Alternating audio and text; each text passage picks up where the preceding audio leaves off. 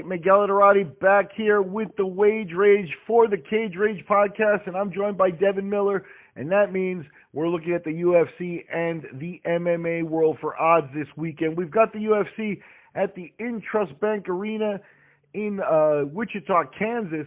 That's the UFC on ESPN Plus's fourth show coming up, and we're going to go through the feature fights and the odds. Devin, we got in the main event spot, we've got former champion Judo Santos taking on former contender, or, he's coming off a title shot, Derrick Lewis.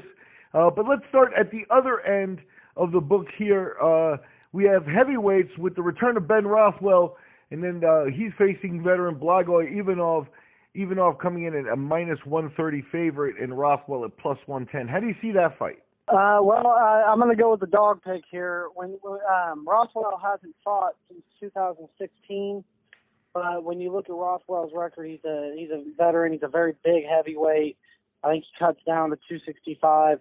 Both of these guys' last fight was against Junior Dos Santos. Both of them lost decisions to him. Before that, Rothwell, back in 2016, 2015, 14 period, he picked up wins. He picked up a knockout win over Alistair Overeem. He submitted Matt Mitrione and Josh Barnett. And the Josh Barnett fight's the one I'm looking at the most that I think we can get a good indicator of this fight. Blagoy Ivanov, the only time I've seen him fight was his octagon debut, which was a main event fight against Junior Dos Santos. He lost the decision, and he was brought in as a really good wrestler, and I guess he does have a pretty decorated wrestling background, but he seemed a little like a slow heavyweight to me. He's only 5'11", so he's a shorter heavyweight. And he also seemed to want to actually stand and strike with Dos Santos a little bit more than what I think he should have, and was really picked apart. And I think he really didn't have very good setup. He didn't transition from his strikings to his takedowns very well. So just from gauging on that one fight, I wasn't too impressed, and I think he seems kind of slow. I think Rothwell will be the better striker. I think Rothwell is also very underrated with his grappling, seeing that, as I mentioned, he submitted Josh Barnett, who's got a very good decorated background, and I think he's going to be taller. He has struggled with wrestlers in the past. Especially I'm thinking about the Cain Velasquez fight. But I think that Rothwell, if the time off hasn't hurt him too bad, I think if he's still somewhat in the same form, I think he'll pull off a win here. So I'm going to go with the dog pick. I do think it's interesting. Even though people have to look back, he had a run with Bellator in the 2013-2014 period, was undefeated there, did at some point lose to Alexander Volkov, the tall Russian who's also on the UFC roster at this time. So those are about the best measuring sticks that you have for him. Now, in terms of Rothwell, he has been in with the best, and this layoff may be something that suits him very well because he's a guy that was changing trainers and doing some things like that on his own here. I think he also had a PED suspension at some point during all this. So, he's coming back here. I think you get a focused Rothwell, especially the first time back, and that makes him a very dangerous fighter. So I agree with you. I think on this pick, we are in good shape with it, and the line has actually closed since, we've looked at it from earlier in the week. So right now what they're doing is they've got Ivanov at minus 130, Rothwell plus 110. You got a couple of welterweight bouts in the top of the card here, and one of them involves Tim Means and Niko Price. Tim Means, he was a minus 200 favorite earlier this week when we looked at the line. He's up to minus 210. People are counting out Niko Price at plus 175. Price was a guy that had a little bit of a prodigy label and, a good striker and a bit of a mean mindset, and made a splash earlier on in his career, but he's taken some losses and sort of the shine has come off his star. Here, he's a plus 175 underdog. How are you looking at this one, Devin? Well, I think in this fight I'm going to go with another dog pick. I'm going to go with Niko Price. Niko is 4-2 inside the octagon. He's only 29 years old. His two losses are against two pretty solid fighters, and Abdul Razak Al Hassan and Vicente Luque, who is a very good prospect in the welterweight division. He's a very aggressive fighter, has a lot of power. As I mentioned, he's only 29 years old. Tim Means is reaching the latter half of 30. He's 35 years old now. He is 2-3 in his last 5 fights. He's been a solid fighter for a long time. I've always thought he was kind of an underachiever. Really good striking, good Muay Thai. Fights really long, but he tends to struggle with pressure, and I think that's what we're going to see in this fight. I think Niko Price is going to put the pressure on him. I think Nico is still coming into his prime, and I think that he'll pull off the win here. I think he'll probably pull off a decision win over Tim. Yeah, and Price fighting with a little bit of desperation because you really can't take 2 losses in a row in the UFC and, feel that your trajectory is still going upwards. So he's trying to avoid that. And moving on, another welterweight bout of 3 rounds. This one comes in as the co-feature, Curtis Millender and Elizeu Zaleski. We looked at this earlier in the week, and this was a straight pick'em fight. Now, a little bit has come in on Millender. He's at -125 now, with Zaleski paying back at +105. Where are we going here, Dev?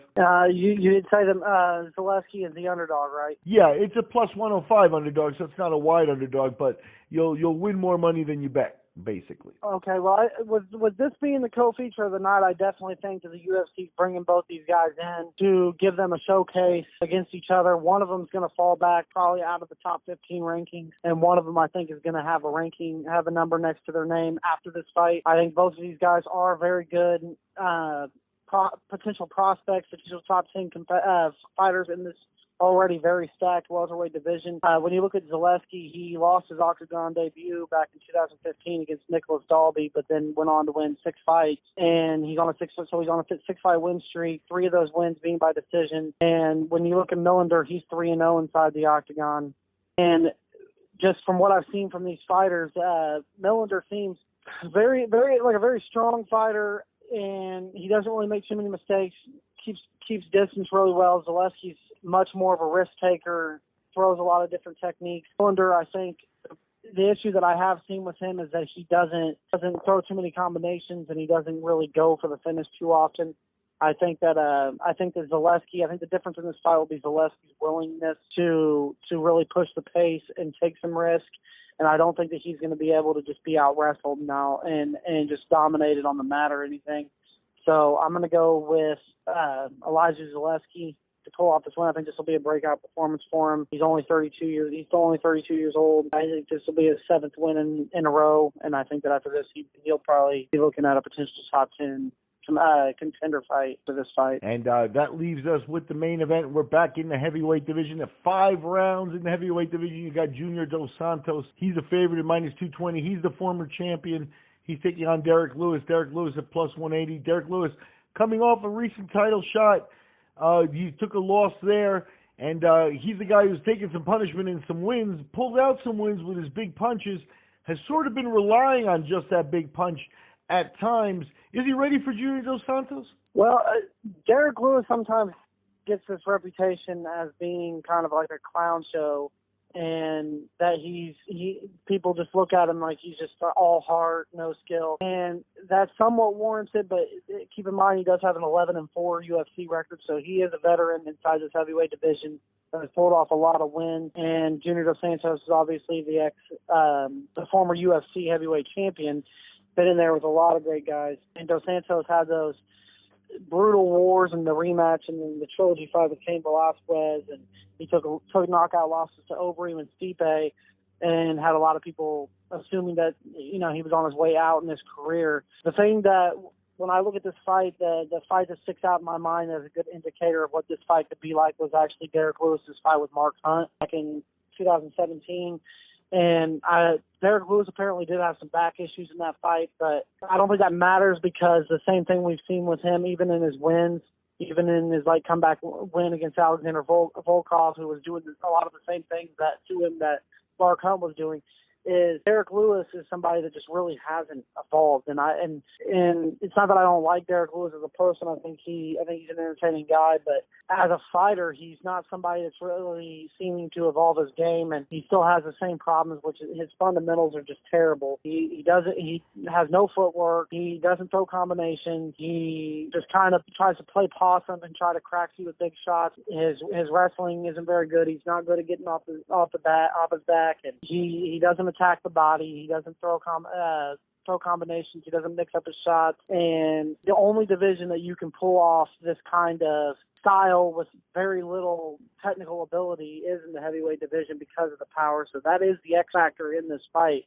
would be his power. But Junior Dos Santos is clearly a better mixed martial artist. He will attack the body. He'll throw and kick. I think he could take Derrick Lewis down in this fight. People underestimate Junior's takedown ability. And Junior's coming off 2 wins. He just finished Tai Tuivasa in his last fight in the second round with punches. And I think it's going to be kind of a replay of the Mark Hunt fight. I think Junior's going to, as long as Junior's smart, doesn't get caught in some big combination, get caught with some big shot that rocks him, and that is possible with somebody as big and powerful as Derrick Lewis. But I think Junior will be too smart for that, and I think that he's really gonna have Derrick backed up against the cage and landing some combinations, really attacking his body, and I expect him to finish it probably by either somewhere between the middle of the second to the early fourth round. Very interesting, and I agree with you. I think Junior Dos Santos at this point much more complete of a martial artist than Derrick Lewis, and he should know how to manage a 5-round fight. He's done it before. He's been in these 5-rounders,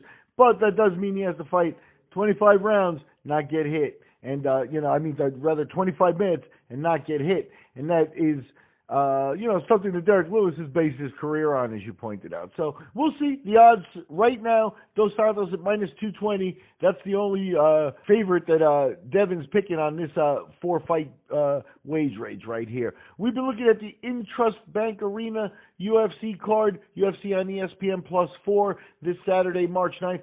Check your local listings for start times. I'm Miguel Iturrate. That's Devin Miller, and we're the CRP.